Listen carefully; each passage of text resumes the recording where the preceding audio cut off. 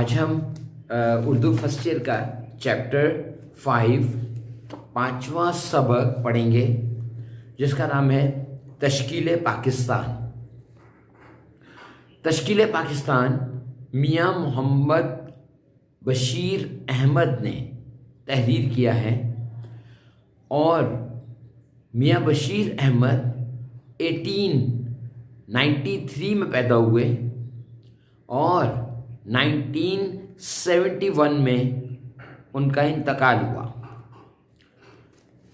इस सबक में जैसा कि नाम ही पता है कि तश्कील पाकिस्तान के बारे में बताया गया है और ये आपके सिलेबस में शामिल है और हम इसके इक़्तिबासात और उसकी तशरीहात को पढ़ेंगे। इसके पहला इक़्तिबास, हिंदुस्तान में इस्लामी हुकूमत अगरचे कहने को तो औरंगज़ेब की वफ़ात यानी 1707 के 150 साल बाद तक कायम रही, लेकिन दरअसल हुकूमत और उमरा दोनों की ताकत और सतूत 18वीं सदी के वस्त तक ख़त्म हो चुकी थी। 19वीं सदी के शुरू में मुसलमानों के सियासी तनज़्ज़ुल की तकमील हुई। चुनांचे 1803 में अंग्रेज़ दिल्ली में दाखिल हुए, लेकिन इसी ज़माने में बाज़ अफराद के दिल में मजहबी अहया और माशरती इस्लाह का ख्याल पैदा हुआ। शाह वली अल्लाह, शाह अब्दुल अजीज़ वगैरह की कोशिशों से इल्म दोस्त लोगों को मज़हब की सही वाक़फियत बढ़ती गई, लेकिन अवाम की मजहबी हालत बहुत गिरी हुई थी और मज़मूम माशरती रस्मों में मुसलमान और हिंदुओं में ज़्यादा फ़र्क ना था। हवाला सबक, ये नसर पारा उर्दू की किताब के सबक तश्कील पाकिस्तान से लिया गया है।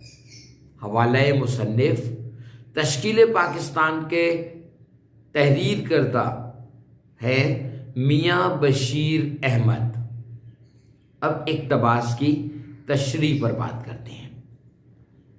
मियां बशीर अहमद तश्कील पाकिस्तान के अवामिल पर गहरी नज़र रखते थे। तहरीक पाकिस्तान को जिस रंग में उन्होंने देखा तो वही उसी अंदाज में उन्होंने तहरीर कर दिया। वो कहते हैं कि बर्रे सगीर में मुसलमानों की हुकूमत का ज़वाल 1707 यानी 1707 में हो चुका था। ये मुग़ल बादशाह औरंगज़ेब का ज़माना था। गो कि औरंगज़ेब के बाद भी मुग़लिया हुकूमत का दौर तकरीबन 150 साल तक रहा, लेकिन ये इस्तेहकाम का दौर ना था, बल्कि मुसलसल ज़वाल का अमल तेज़ होता गया। मुग़ल बादशाहों और उनके वज़रा की अमलदारी महदूद होती गई, यहाँ तक कि 1803 में अंग्रेज़ दिल्ली तक पहुँच गए और बादशाह की अमलदारी को बहुत महदूद कर दिया। इसी ज़माने में मुसलमानों का मज़हब से ताल्लुक़ न होने के बराबर था। मजहबी पस्ती इस हद तक पहुँच गई थी कि हिंदुओं के ख़राब से ख़राब रस्में भी मुसलमानों के मज़हब में दाखिल हो रही थी। मुसलमानों और हिंदुओं के मज़हब में कोई फ़र्क नज़र नहीं आता था। इस दौर में चंद आलिमों ने सोचा कि असल मज़हब के असूलों और रस्म रवाजों को दोबारा अरूज देना चाहिए। इसके दिल में मुसलमानों की माशरती और इस्लाह का ख़याल उजागर हुआ। इनमें शाह वली अल्लाह और शाह अब्दुल अजीज़ शामिल थे। इक़्तिबास नंबर 2, 1757 में मुसलमानों की रही सही इज्जत भी خاک میں مل گئی۔ انگریز حکومت 100 سال سے ان کی ذلت کے درپے تھے۔ بتدریج مسلمانوں کی زمینیں اور عہدے چھین لیے گئے، اسلامی تعلیم کے ذرائع ختم کر دیے گئے۔ 1837 میں فارسی زبان عدالتوں سے خارج کر دی گئی۔ 1857 کے بعد ان پر اعتاب اور دباؤ بڑھتا گیا۔ اس طرح مسلمان پسپا بھی ہوئے اور ان مظالم سے متاثر ہو کر نئی حکومت اور اس کے اداروں سے بیزار بھی ہوتے گئے۔ ادھر ہندوؤں کی بے رخی نے ان کے زخموں پر اور بھی نمک چھڑکا۔ اس ناگفتہ حالت میں ایک دور اندیش ہمدرد ملت اٹھا جس نے اپنی مایوس پسماندہ قوم کو امید، محنت اور ترقی کا زندہ بخش پیغام دیا۔ یہ مرد خدا سر سید احمد خان تھے۔ یہ انہی کی جد و جہد کا نتیجہ تھا کہ گویا ملک ہاتھوں سے گیا، ملت کی آنکھیں کھل گئیں۔ حوالہ سبق، یہ نثر پارہ اردو کی کتاب کے سبق تشکیل پاکستان سے لیا گیا ہے۔ حوالہ مصنف، اس سبق کے مصنف کا نام میاں بشیر احمد ہے۔ اقتباس کی تشریح، میاں بشیر احمد کہتے ہیں کہ 1857 میں مسلمانوں کی تھوڑی بہت عزت بھی خاک میں مل گئی تھی جب انگریزوں نے بزور طاقت حکومت چھین لی۔ ان کے 100 سالہ پرانا خواب پورا ہو گیا اور وہ مسلمانوں کو رسوا کرنے میں کامیاب ہو چکے تھے۔ مسلمانوں کی جائیدادیں، اسلامی تعلیم کے مدرسے اور بڑے بڑے عہدے سب چھین لیے گئے تھے۔ 1837 میں سرکاری زبان فارسی کو ختم کر کے انگریزی نافذ کر دی گئی۔ انگریزوں نے مظالم کی انتہا کر دی۔ دوسری جانب ہندوؤں نے بھی مسلمانوں سے بے وفائی کا مظاہرہ کیا اور انگریزوں کا ساتھ دینا شروع کر دیا۔ گویا مسلمان بے یار و مددگار اکیلے رہ گئے۔ اس خراب صورتحال میں ایک قوم کا ہمدرد اور مضبوط سوچ رکھنے والا اللہ کا نیک بندہ سامنے آیا، جس نے مایوس، نا امیدی، غربت میں پسے مسلمانوں کو امید، محنت اور ترقی کا پیغام دیا۔ اس پیغام نے مسلمانوں کو دوبارہ زندگی عطا کی۔ یہ اللہ کا بندہ سر سید احمد خان تھے۔ یہ سر سید کی کوششوں کا ہی نتیجہ ہے کہ مسلمانوں کی آنکھیں کھلی۔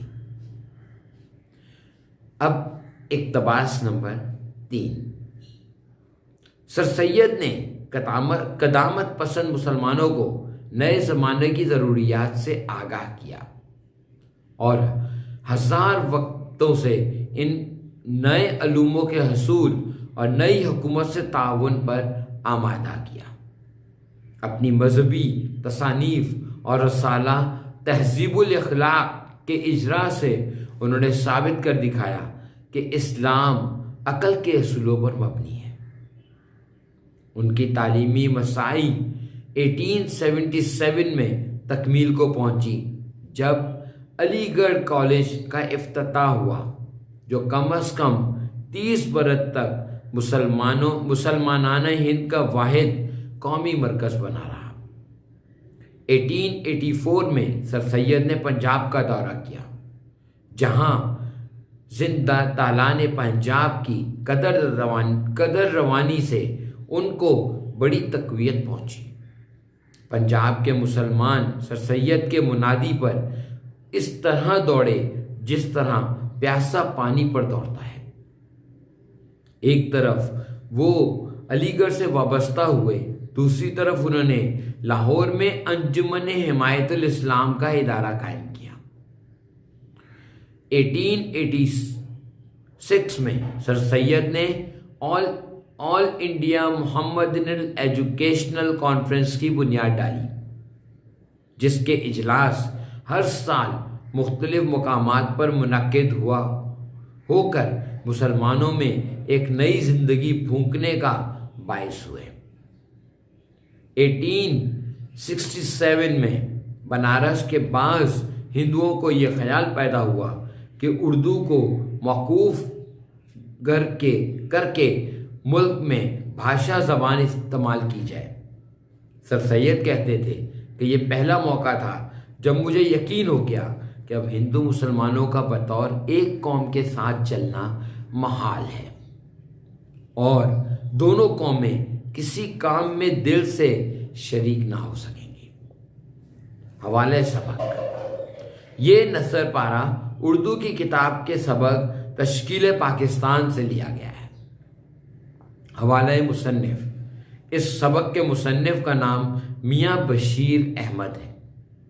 اقتباس کی تشریح: سر سید نے پرانے زمانے کی فرسودہ نظریات رکھنے والے مسلمانوں کو نئے حالات اور نئی ضروریات سے آگاہ کیا، ان سے جدید علوم بالخصوص سائنسی علوم کے سیکھنے اور حکومت سے دوستی کرنے کا مشورہ دیا۔ اسی سلسلے میں انہوں نے کئی مذہبی کتابیں بھی لکھی، ایک رسالہ تہذیب الاخلاق بھی نکالا، جس کی تحریروں سے یہ ثابت ہوتا ہے کہ اسلام فرسودہ مذہب نہیں بلکہ عقل کے اصولوں پر مبنی ہے، اور یہ جدید اور قدیم تعلیم دونوں قسم کی تعلیم کا حامی ہے۔ ان کی تعلیمی کوششیں 1877 میں اس وقت مکمل ہوئی جب علی گڑھ کالج کا قیام عمل میں آیا، جو مسلمانوں کا قومی مرکز بن گیا۔ 1884 میں سر سید نے پنجاب کا دورہ کیا۔ پنجاب کے زندہ دلان مسلمانوں نے ان کی آواز پر لبیک کہا۔ ایک طرف وہ علی گڑھ کالج قائم کیا تو دوسری طرف لاہور میں انجمن حمایت الاسلام کا ادارہ قائم کیا۔ 1886 میں سر سید نے آل انڈیا محمدن ایجوکیشنل کانفرنس کی بنیاد ڈالی، جس کے اجلاس باقاعدگی کے ساتھ بڑے بڑے شہروں میں ہوتے رہے، جو مسلمانوں کو بیدار کرنے کا سبب بنے۔ اسی دوران ہندوؤں نے 1867 میں بنارس کے مقام پر اردو ہندی کا تنازع کھڑا کر دیا۔ وہ اردو کی جگہ ہندی کو رائج کرنا چاہتے تھے۔ اسی صورتحال کا سر سید نے بغور مطالعہ کیا اور مسلمانوں سے کہا کہ یہ پہلا موقع تھا کہ جب مجھے یقین ہو گیا کہ مسلمان اور ہندو بطور ایک قوم کے چلنا انتہائی مشکل ہے اور دونوں قومیں کسی کام میں دل سے شریک نہیں ہو سکیں گی۔ اب آ گیا اقتباس نمبر 4۔ 1885 میں انڈین نیشنل کانفرنس کی بنیاد پڑی۔ سر سید احمد خان نے مسلمانوں کو اس میں شرکت کرنے سے روکا، کیونکہ ان کی دور اندیشی نے دیکھ لیا کہ اس سے مسلمانوں کو بحیثیت قوم کے نقصان پہنچے گا۔ اپنے ایک اہم بیان میں انہوں نے کہا کہ جمہوری طریقہ ہندوستان کے لیے موزوں نہیں ہے۔ یہ امر قابل غور ہے کہ سر سید احمد خان کے پیش نظر انگریزوں کی خوشنودی نہ تھی بلکہ اپنی قوم کی ترقی۔ حقیقت یہ ہے کہ وہ پہلے ہندوستانی تھے جنہوں نے مشہور تصنیف اسباب بغاوت ہند لکھ کر حکومت کی توجہ دلائی کہ غدر کا سب سے بڑا سبب یہ تھا کہ ہندوستانیوں کو ملک کی سیاسی کونسلوں میں شامل نہیں کیا گیا تھا۔ پھر 1878 میں جب وہ کونسل کے ممبر نامزد ہوئے تو انہوں نے ملکی اور قومی مفاد پر پے در پے تقریریں کی۔